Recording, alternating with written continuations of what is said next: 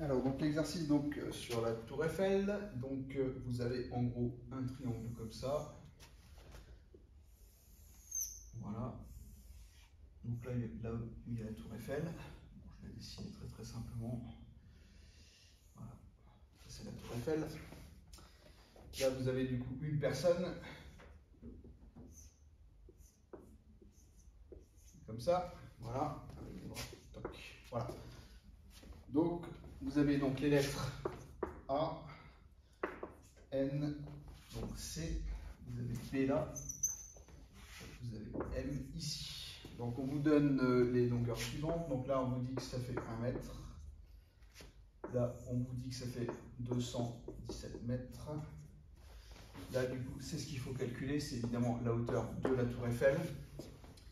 Et on vous donne également la taille de la personne, donc Mn qui vaut 1,50 mètres. Voilà, donc avec ça, normalement, vous avez suffisamment d'éléments pour... bon, évidemment, on vous dit que l'ombre coïncide avec celle de la tour, donc ça veut dire qu'en gros, ici, vous avez donc le parallélisme des droites Mn et de la droite BC. Donc du coup, ça veut dire ça. Voilà, donc du coup, on va faire la rédaction. Donc dans les triangles,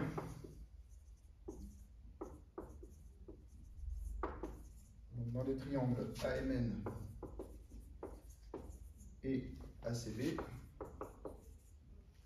donc les points du coup ANC et AMB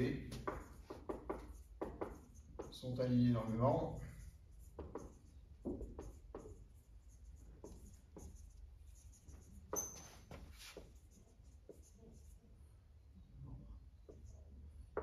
De plus, on a donc les droites MN et BC sont parallèles.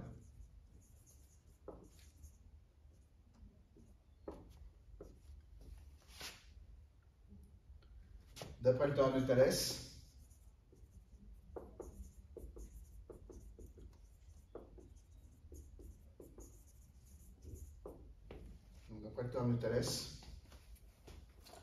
alors du coup, donc ça va être un peu la même chose que tout à l'heure. Donc ça va être le petit AN sur le grand AC qui va être égal donc au petit AM sur au grand AB qui va être égal au petit MN sur le grand BC.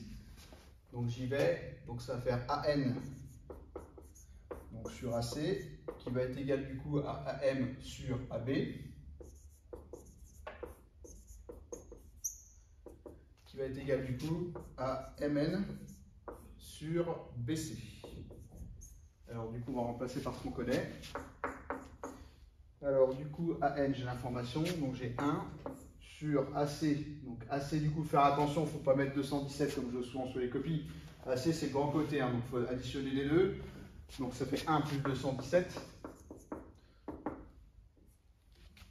Donc ça va être égal du coup, alors AM et AB, j'ai pas d'information. Alors du coup, je leur copie comme ça, puis après je vais ignorer du coup parce que j'ai pas d'infos. Et après, donc j'ai ensuite MN, donc MN, je le connais, c'est 1,50 m. Donc divisé par BC que je cherche, qui est la hauteur de la tour Eiffel. Donc du coup, pas d'infos sur le rapport ici, donc du coup je l'ignore. Je vais donc faire un produit en croix du coup sur le reste. Alors ça va faire donc BC égale, donc ça va faire ça fois ça, divisé par ça. Donc alors évidemment 1 plus 217, bon, tout le monde comprend que ça fait 218. Donc ça va faire du coup 218 fois 1,50, donc divisé par celui qui est en face de BC qui est 1. Donc ça ne va rien changer. Donc du coup ça fait donc 327 mètres. D'accord, donc c'est du coup, donc la tour Eiffel mesure 327 mètres de haut. Voilà.